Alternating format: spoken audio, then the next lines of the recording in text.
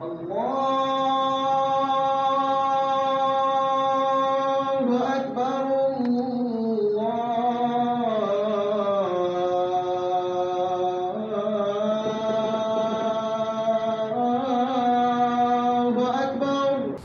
لله الذي هدانا لهذا وما كنا لنهتدي لولا أن هدانا الله. الحمد لله القائل في القرآن الكريم: ولنبلونكم بشيء من الخوف والجوع ونقص من الأموال والأنفس والثمرات وبشر الصابرين الذين إذا أصابتهم مصيبة قالوا إنا لله وإنا إليه راجعون. أولئك عليهم صلوات من ربهم ورحمة وأولئك هم المهتدون. أحمده سبحانه وتعالى وأشكره، وأشهد أن لا إله إلا الله وحده لا شريك له، وأشهد أن محمدا عبده ورسوله صلى الله عليه وعلى آله وأصحابه ومن دعا بدعوته وسن بسنته إلى يوم الدين. أما بعد، أيها الإخوة الكرام، أوصيكم ونفسي بتقوى الله عز وجل، إذ قال الله تعالى في القرآن الكريم: يا أيها الذين آمنوا اتقوا الله حق تقاته ولا تموتن إلا وأنتم مسلمون واعلموا أن الصبر عندما صدمت الأولى. جاء رجل إلى النبي صلى الله عليه وسلم فقال له: أوصني. قال: لا تغضب. فردد مرارا قال: لا تغضب. وقال الله تعالى في حديث القدس: تخلقوا بأخلاقي أنا الصبور وأنا حليم. Louange à Allah, maître de l'univers, qui dans le livre sacré a dit: nous vous éprouvons par quelque chose de la peur, la famine, la diminution des richesses, la mort. Apaise les cœurs des croyants, apaise les cœurs des patients, qui, lorsque quelque chose leur arrive, ils disent: nous venons de Dieu et c'est vers lui que sera notre retour. Nous implorons la paix, la miséricorde et la bénédiction infinie d'Allah sur le sceau des prophètes, le messager Muhammad sallallahu alayhi wa sallam, sur sa noble famille, sur ses fidèles compagnons, sur tous ceux qui les ont suivis et qui les suivront à jamais. Frères et sœurs en islam, ayons tous la crainte d'Allah subhanahu wa ta'ala, comme il nous l'a mentionné dans le livre sublime. Ô vous les croyants, craignez Allah d'une crainte sincère et ne mourrez qu'étant soumis. Et sachant que la patience fait partie du comportement du noble prophète Muhammad sallallahu alayhi wa sallam. Allah lui a dit: wa innaka la'ala khuluqin azim. Tu jouis certes d'un bon comportement. Et lui-même il a dit: innama bu'ithtu li'utammima makarim al-akhlaq. J'ai été envoyé pour parfaire les comportements. Et parmi les comportements du messager d'Allah, Muhammad sallallahu alayhi wa sallam, il y a la patience. Certes, dans le Saint-Coran, dans plusieurs versets, Allah nous dit: Inna Allaha ma'as sabirin. Allah est certes avec les patients. Dans un hadith Qudus, Allah subhanahu wa ta'ala nous dit: comportez-vous de la même manière que moi. Ana sabur wa ana halim. Je suis patient et je suis endurant. Un homme était venu voir le prophète Muhammad sallallahu alayhi wa sallam et lui a dit, donne-moi un conseil. Et le prophète lui dit, ne te mets pas en colère. L'homme fait des tours, des va-et-vient auprès du prophète Muhammad sallallahu alayhi wa sallam et à chaque moment, il lui dit, ne te mets pas en colère.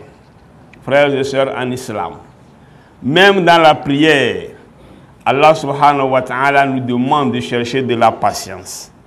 Bien que la prière est le pilier fondamental, le pilier central de la religion islamique, comme l'a dit le messager d'Allah, Muhammad sallallahu alayhi wa sallam, Al-ahadul ladhi bayna wa baynahum as-salah, wa man tarakaha faqad kafara. Celui qui délaisse la prière est devenu infidèle, il n'est plus musulman. Allah nous dit, wasta'inu bis-sabr was-salah. Cherchez de l'endurance de la prière, de la patience dans la prière, car la prière, elle est énorme. Innaha lakabiratun illa ala al-khashi'in. Sauf sur ceux-là qui craignent Allah subhanahu wa ta'ala. Frères et sœurs en islam. Dans la vie du prophète Muhammad sallallahu alayhi wa sallam, en aucune manière on l'a vu en colère. Qu'il soit avec ses disciples, que ce soit avec les membres de sa famille, que ce soit avec les non-croyants, que ce soit avec les hypocrites, que ce soit avec ceux-là qui lui font du mal. En l'occurrence, dans sa famille, il est patient. Quand on a interrogé Nana Aïcha radiallahu anha, quel était le comportement de ton mari, elle dit khuluquhu al-Qur'an. Son comportement, c'est le Coran. Quant à ceux-là qui ne sont pas des croyants, eux qui ne sont pas encore convertis, il a fait preuve de la patience envers ces derniers, jusqu'à ce qu'une personne a uriné dans la mosquée. Le prophète sallallahu alayhi wa sallam a interdit de lui faire du mal. Et après, ce dernier est redevenu musulman. En ce qui concerne sa famille, Nana Aïcha nous a dit, il est tellement patient que même dans les activités de la maison, il nous assistait, il nous aidait. On lui a posé la question, quand il était à la maison, il faisait quoi? Il dit, il nous assistait dans les activités du foyer, mais c'est lorsqu'on fait appel pour la prière qu'il était méconnaissable, parce que le moment d'adoration d'Allah subhanahu wa ta'ala est arrivé. Frères et sœurs en islam, la colère n'est pas le propre du musulman. Dans les 99 noms d'Allah subhanahu wa ta'ala, il y a un nom qu'on appelle As-Sabour et il y a un autre qu'on appelle Al-Halim. As-Sabour, c'est le patient. Al-Halim, c'est l'endurant. Mais il n'y a pas un nom qu'il s'est attribué lui-même comme étant un colérique. Allah subhanahu wa ta'ala, lui qui nous a créés, qui nous a accordé les bienfaits, et nous a donné, il nous a expliqué l'objectif principal de notre création, c'est l'adoration. Je n'ai créé les djinns et les hommes que pour mon adoration. Malgré cela, nous faisons des erreurs envers Allah subhanahu wa ta'ala. Nous commettons des péchés. Il y a des gens qui n'arrivent pas à s'abstenir de l'alcool. D'autres qui n'arrivent pas à s'abstenir de la fornication. D'autres qui, lorsqu'ils ne voient pas les idoles, ils ne sont pas en paix. Il y a des enfants qui continuent par embêter leurs parents. Il y a des maris qui n'arrivent plus à respecter ou du moins à prendre soin de leurs épouses. Il y a des épouses aujourd'hui qui n'ont aucun respect envers leur mari. Des péchés que nous commettons de temps en temps. Même le prophète Muhammad sallallahu alayhi wa sallam a dit « Kullu bani Adam khata ». Tout fils d'Adam est un commetteur de péché. Mais Allah subhanahu wa ta'ala est tellement patient que vous allez voir une seule personne qui commet tous ces péchés. Il fait la fornication, l'adultère, il est dans les idoles, il fait les jeux de hasard, les tcha-tcha, il joue. Mais Allah subhanahu wa ta'ala étant patient, il le regarde jusqu'à ce qu'il cherche le repentir auprès de cette personne. Parce que Allah aime ceux-là qui se répandent. Inna Allah yuhibbu tawabin wa yuhibbu al-mutatahhirin. Et d'ailleurs, il a dit dans Surat al-Furqan, illa man taba wa amana wa amila amalan salihan fa ulaika yubaddilu Allahu sayyi'atihim hasanat. Wa kana Allahu ghafurur rahim. Allah était très simple, très clair même. Il a cité les péchés, ceux-là qui ne font pas tel, qui ne font pas tel, qui ne font pas tel. Il dit ceux-là qui commettent ce genre de péché, ils s'attirent vers eux-mêmes la colère d'Allah subhanahu wa ta'ala. Sauf ceux-là qui se sont repentis. Ils ont fait de bonnes œuvres. Et Dieu transforme leur péché en bénédiction pour eux. Parce que Allah est pardonneur, le tout miséricordieux. Frères et sœurs en islam, posons-nous alors la question, est-ce que nous sommes patients entre nous? Entre nous et les membres de nos familles. Dans les familles, est-ce que les gens sont patients? Dans les couples, est-ce que les gens sont patients? Est-ce que les parents sont patients envers leurs enfants? Est-ce que maintenant les enfants sont endurants envers leurs parents? Tout le monde doit se poser la question. On se met en colère. Quelle est la décision de la colère? Qu'est-ce que l'islam dit par rapport à la colère? L'islam reconnaît que la patience, c'est le propre du musulman. Le prophète Muhammad sallallahu alayhi wa sallam dans sa vie a fait preuve de patience. Or Dieu nous dit de l'imiter. Vous avez à le messager un modèle à suivre. Pour ceux-là qui espèrent en Allah subhanahu wa ta'ala et espèrent également une belle récompense les jours de la rétribution. Frères et sœurs en islam, le prophète ne s'est jamais mis en colère. Dans sa vie. D'ailleurs même, on ne l'a jamais vu serrer la mine. Chez nous, c'est tout à fait le contraire. La colère est destructrice pour les musulmans. D'abord sur le plan physique, sur le plan spirituel et sur le plan psychologique. Allah subhanahu wa ta'ala nous fasse miséricorde. Donc nous devons demander à Allah subhanahu wa ta'ala de faire de nous des musulmans sincères, des musulmans patients et des musulmans endurants. Parce que si nous avons l'endurance et la patience, nous sommes en train d'imiter Allah subhanahu wa ta'ala parce que lui-même il s'est attribué l'endurance et la patience. أقول قولي هذا وأستغفر الله لي ولكم ولسائر المسلمين من كل ذنب فاستغفروه إنه هو الغفور الرحيم. الحمد لله الذي أرسل رسوله بالهدى ودين الحق ليظهره على الدين كله وكفى بالله شهيدا. أحمده سبحانه وتعالى وأشكره وأشهد أن لا إله إلا الله وحده لا شريك له وأشهد أن محمدا عبده ورسوله صلى الله عليه وعلى آله وصحبه أجمعين. Frères et sœurs en Dieu, un homme est venu voir le prophète Muhammad sallallahu alayhi wa sallam de lui donner des conseils. Le prophète lui dit, ne te mets pas en colère. Il va, il revient, il lui dit, ne te mets pas en colère. Parce que la colère n'a que des conséquences néfastes, désastreuses sur notre vie, frères et sœurs en islam.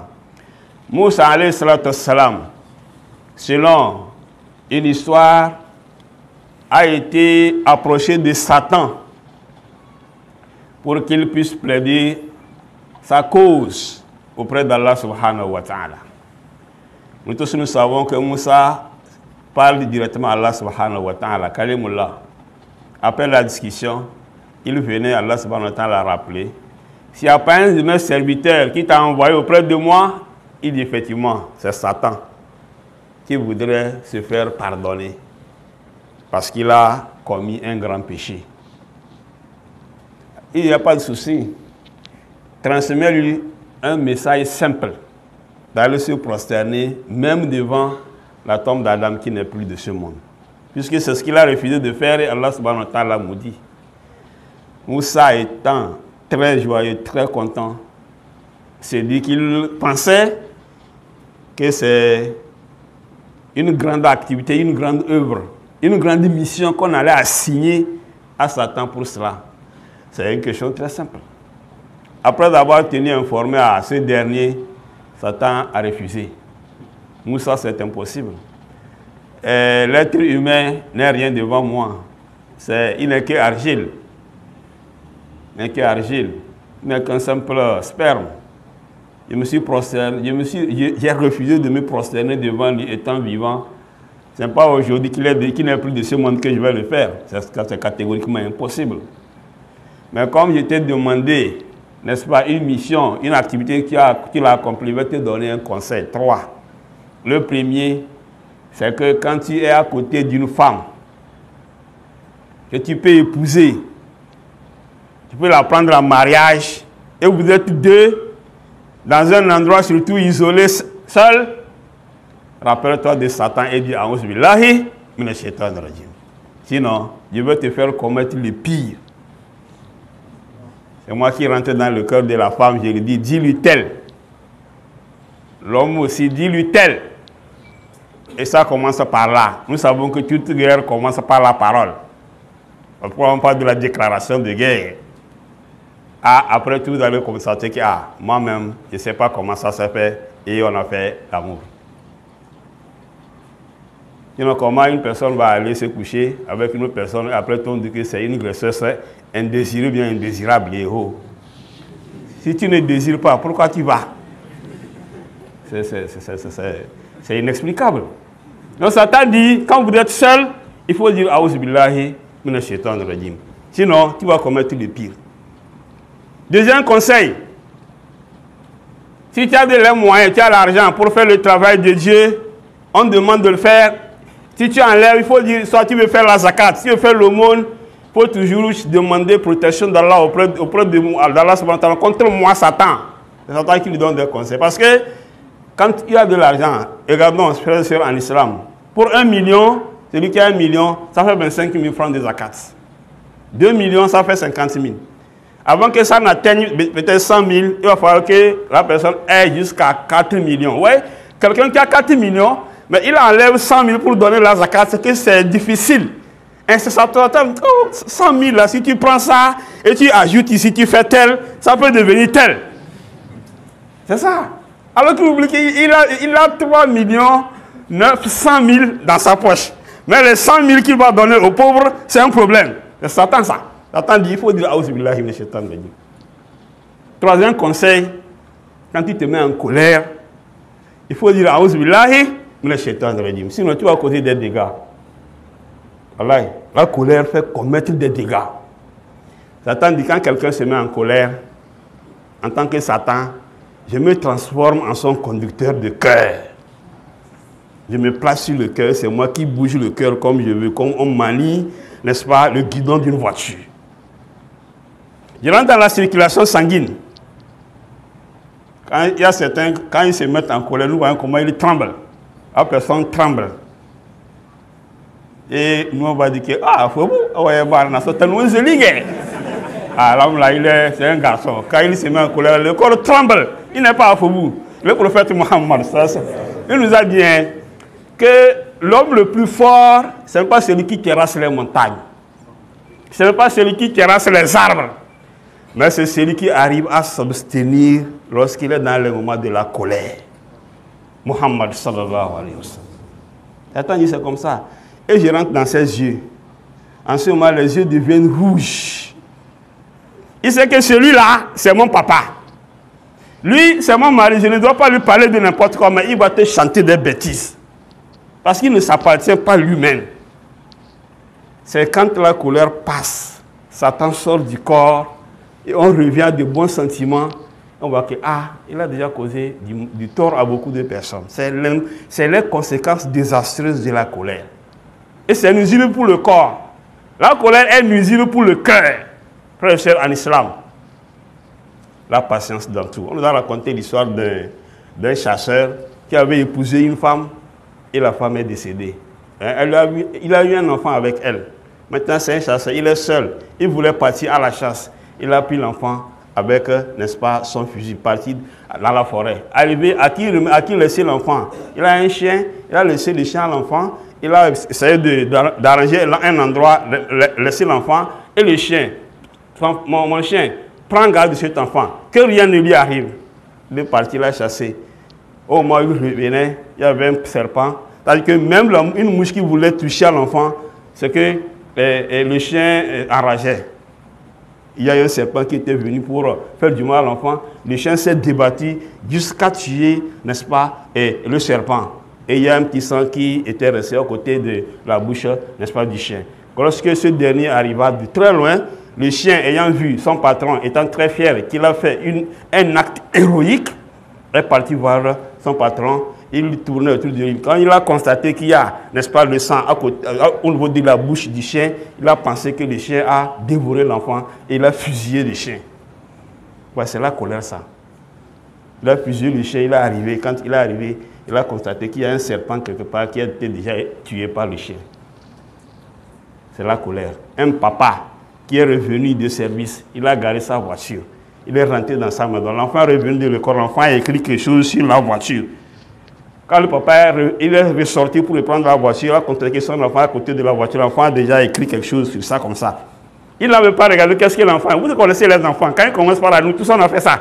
Quand tu vas à l'école, tout ce que tu trouves dans la chambre, il faut écrire sur ça. Sur la table, il a fait actuellement. Il a nettoyé jusqu'à fatiguer, quoi. N'importe où l'enfant trouve là, lui il écrit seulement sur les cailles, sur la télé, tout. L'enfant a écrit, il a gratté la voiture, c'est une nouvelle voiture, payée à coût de l'argent.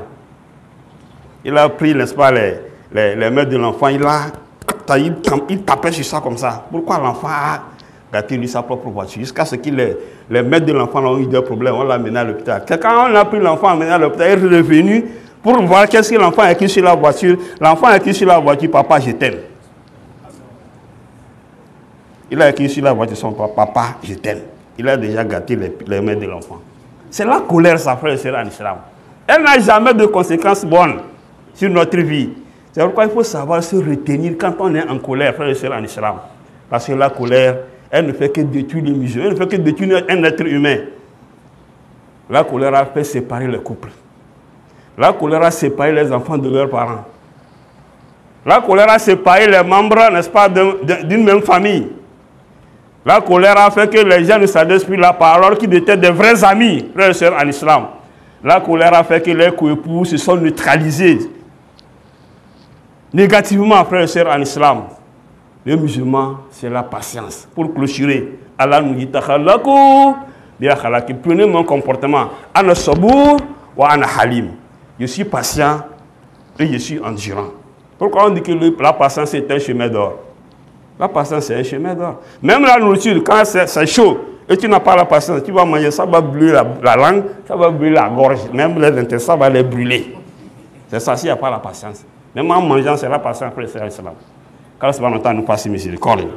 Qu'il fasse de nous des musulmans sincères. Qu'il accroisse notre foi, qu'il accepte nos œuvres, qu'il fasse que le jour de la rétribution puisse nous compter parmi les gens sur l'île du paradis. Birahmatika ya arhamar rahimin. Nous avons reçu au niveau des collèges et un frère qui a un souci de location. Mais bon, au niveau de la mosquée, on a une caisse, mais ce n'est pas une caisse sociale.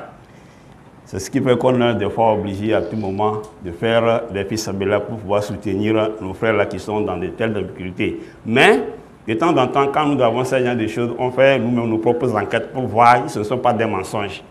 Parce que les gens ont tellement menti dans les mosquées pour pouvoir soutirer les sous aux gens. Les gens ont bandé leurs mains alors qu'ils n'ont pas de plaie. Pour dire accident, alors qu'il n'y a rien sur ça. On le retrouve dans une mosquée, accident. 2 jours après, il n'a plus accidenté. Le jour de vendredi, on le retrouve dans l'autre mosquée avec l'autre bras accidenté. Ça, on n'en veut plus. Ça fait que nous-mêmes, nous poursuivons nos propres investigations pour savoir si c'est vrai, effectivement, c'est quelqu'un que nous devons aider. On ne peut pas exposer certaines personnes parce qu'ils sont autour de nous à tout moment. Mais quand il y a des soucis, nous sommes dans l'obligation de les assister par rapport à nos moyens. Ce que Dieu nous a donné, nous on va contribuer, qu'Allah subhanahu wa ta'ala fasse de nous des musulmans sincères. Donc après notre prière, Inch'Allah, ce que chacun de nous a pu trouver, on va donner à notre frère pour qu'il puisse quand même s'en sortir. Qu'Allah subhanahu wa ta'ala nous enlève des dettes. Deuxième communiqué, nous avons eu la chance d'avoir un frère qui va se convertir après la prière. Donc c'est une grande chance pour nous. Le prophète dit, si tu as la chance que quelqu'un se convertisse devant toi, cela vaut mieux pour toi que ce qui est sur la terre et dans le ciel, sauf Allah subhanahu wa ta'ala. Donc après la prière, nous allons nous patienter pour permettre à cette personne-là de se convertir et nous tous nous allons en bénéficier. Allah wa sallu ala khair khalqillah, Muhammad ibn Abdullah. قد أمركم الله بذلك فقال أنزل من قائل الله تعالى وملائكته يصلون على النبي يا أيها الذين آمنوا صلوا عليه وسلموا تسليما اللهم صل على محمد وعلى آل محمد كما صليت على إبراهيم وعلى آل إبراهيم إنك حميد مجيد اللهم بارك على محمد وعلى آل محمد كما باركت على إبراهيم وعلى آل إبراهيم إنك حميد مجيد وارض الله عن الخلفاء أربعة أبو بكر الصديق وعمر بن الخطاب وعثمان بن عفان وعلي بن أبي طالب وعن الصحابة أجمعين وعن التابعين والتابعين لهم بإحسان إلى يوم الدين اللهم أعز الإسلام والمسلمين وأذل الشرك والمشركين ودمر عليك وعلى الدين وانصر المجاهدين في كل مكان اللهم آمين آمنا في أوطاننا واصلح أئمتنا وولاة أمورنا واجعل ولايتنا في من خافك واتقاك واتبع رضاك يا رب العالمين. اللهم لا تدع لنا ذنبا إلا غفرته ولا هما إلا فرجته ولا دينا إلا قضيته ولا حاجة من حوائج الدنيا والآخرة إلا قضيتها يا أرحم الراحمين. اللهم آت نفوسها تقواها وزكها أنت خير من زكاها أنت وليها ومولاها. اللهم فرج هم المأمومين ونفس كرب المكروبين واقض دين عن المدينين واشف مرضانا مرضى المسلمين. اللهم لا تفرق جمعنا هذا إلا بذنب مغفور وسعي مشكور عمل صالح متقبل مبرور وتجارة لن تبور يا عزيز يا غفور. سبحان ربك رب العزة عما يصفون وسلام على المرسلين والحمد لله رب العالمين وصلى الله على نبينا محمد وآله وصحبه أجمعين.